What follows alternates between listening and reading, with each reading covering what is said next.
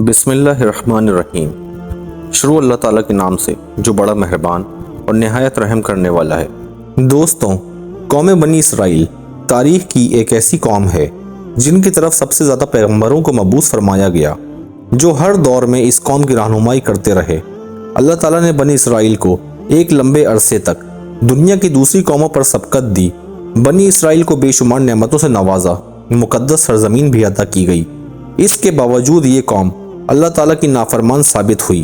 یہودیوں نے اپنی طرف بھیجے گئے بے شمار انبیاء کو قتل کیا، اللہ تعالیٰ کے حکم کی پامالی کی اور شرک میں مبتلا ہو گئے۔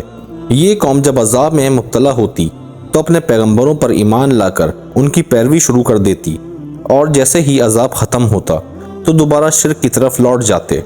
قرآن مجید میں بنی اسرائیل کی سرکشی اور نافرمانی کے متعلق بہت سارے واقعات کا ذکر ہے، جن میں ایک قابل ذکر واقعہ سامری جادوگر کا ہے، جس نے بنی اسرائیل کو بہلا پھسلا کر انہیں ایک بچھڑے کی پوجا میں لگا دیا۔ روایات کے مطابق سامری کا اصل نام موسیٰ ابن ظفر تھا۔ سامری جس سال پیدا ہوا تھا، اس سال فرعون نے تمام اسرائیلی بچوں کو قتل کرنے کا حکم جاری کیا تھا۔ جب سامری کی ماں کو یہ خطرہ محسوس ہوا کہ فرعون کے سپاہی اس کے بچے کو قتل کر دیں گے، تو اس نے اپنے بچے کو ایک غار میں رکھ دیا اور اس غار کا منہ پتھر سے بند کر دیا۔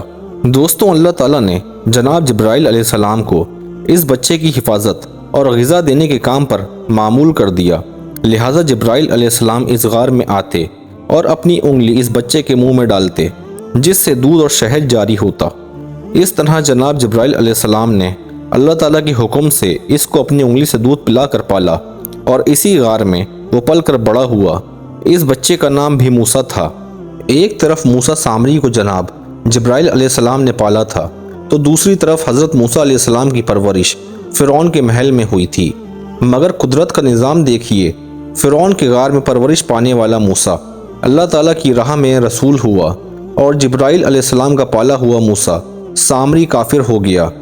دراصل جب بنی اسرائیل کو اللہ تعالیٰ نے فرعون کی غلامی سے نجات عطا فرمائی اور فرعون کو لشکر سمیت دریائے نیل میں غرق کر دیا، تو یہ قوم حضرت موسیٰ علیہ السلام کے ساتھ وادی سینا میں ہجرت کر گئی، اور وہاں اللہ تعالیٰ نے حضرت موسیٰ علیہ السلام سے وعدہ کیا کہ انہیں مقدس کتاب تورات عطا کی جائے گی، جو بنی اسرائیل اور بعد کے آنے والے لوگوں کے لیے ہدایت ہوگی۔ حضرت موسیٰ علیہ السلام کو حکم ہوا کہ وہ 30 راتوں کے لیے کوہ طور پر قیام کریں، اس کے بعد انہیں تورات دی جائے گی۔ لہٰذا حضرت موسیٰ علیہ السلام نے اپنے بھائی حضرت ہارون کو اپنا خلیفہ مقرر فرمایا، اور بنی اسرائیل کو اپنے بھائی کے سپرد کر کے انہیں یہ کام سونپا کہ جب تک وہ کوہ طور سے واپس نہ لوٹیں گے، وہ اس قوم کے مسائل کو دیکھیں گے۔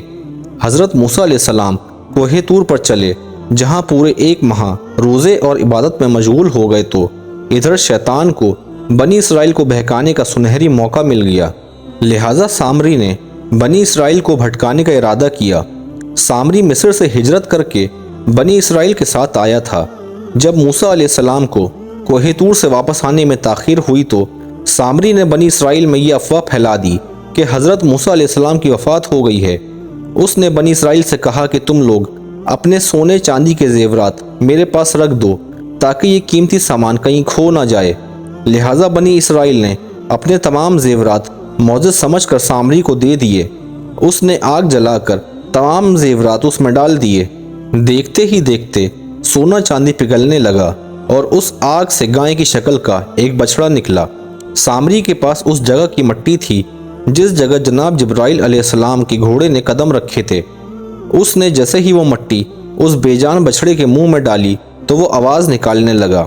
سامری نے بنی اسرائیل سے کہا کہ موسیٰ علیہ السلام تو اپنے خدا کی تلاش میں کوہ طور پر گئے ہیں، جبکہ خدا خود ہمارے پاس آ گیا ہے۔ اس نے بچڑے کی طرف اشارہ کیا کہ یہ ہمارا خدا ہے۔ اس گمراہ کن تقریر کو سن کر بنی اسرائیل کو یقین آ گیا۔ انہوں نے بچڑے کی پوجا شروع کر دی۔ 12,000 آدمیوں کے سوا پوری قوم نے اس بچڑے کی پوجا کرنا شروع کر دی۔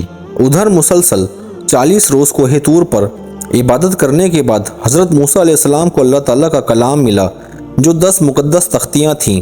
جب آپ کوہ طور سے واپس آئے تو قوم کا حال یکسر تبدیل پایا۔ ہر طرف سے کفر و شرک کی ہوا آ رہی تھی۔ یہ دیکھ کر حضرت موسیٰ علیہ السلام غضبناک ہوئے۔ آپ اپنے بھائی حضرت ہارون علیہ السلام پر غصہ ہوئے کہ میں نے تمہیں اس قوم کی ذمہ داری دی تھی، پھر یہ شرک کیسے ہو گیا؟ حضرت ہارون علیہ السلام نے کہا، بھائی مجھ پر ملامت مت کرو، اس قوم نے میری بات نہ مانی، میرے لاکھ سمجھانے کے باوجود یہ اس عمل میں پڑ گئے، مجھے جان سے مارنے کی دھمکی بھی دی، لیکن میں ان ظالم لوگوں میں شامل نہیں ہوں۔ بنی اسرائیل نے جب حضرت موسیٰ علیہ السلام کو دیکھا تو وہ بہت شرمندہ ہوئے اور اپنے شرکیہ عمل پر ملامت کرنے لگے۔ حضرت موسیٰ علیہ السلام نے سامری سے پوچھا، تو نے قوم کو باطل معبود کے پیچھے کیوں لگایا؟ تو سامری کہنے لگا، میری نفس نے مجھے مجبور کیا اور یہ میری فریب کاری تھی۔ حضرت موسیٰ علیہ السلام نے اس بچڑے کو جلا کر راکھ کر دیا اور راکھ سمندر میں بہا دی۔ روایات میں آتا ہے حضرت موسیٰ علیہ السلام کو حکم ہوا کہ آپ 80 آدمیوں کو منتخب کر کے کوہ طور پر لے جائیں اور یہ بچڑے کی پوجا کرنے والوں کی طرف سے معذرت طلب کریں اور دعا مانگیں کہ ان کے گناہ معاف ہو جائیں۔ تو حضرت موسیٰ علیہ السلام نے نیک آدمیوں کو ساتھ لیا اور کوہ طور پر تشریف لے گئے۔ جب لوگ معافی طلب کرنے لگے تو آواز آئی، اے بنی اسرائیل، میں ہی خدا ہوں، میرے سوا کوئی معبود نہیں، میں نے ہی تمہیں فرعون کے ظلم سے نجات دی، لہٰذا تم لوگ میری ہی عبادت کرو۔ جب اللہ تعالیٰ کا کلام سنا تو وہ کہنے لگے، اے موسیٰ، ہم ہرگز آپ کی بات نہ مانیں گے جب تک اللہ تعالیٰ کو دیکھ نہ لیں۔ وہ 80 آدمی اپنی ضد پر قائم رہے۔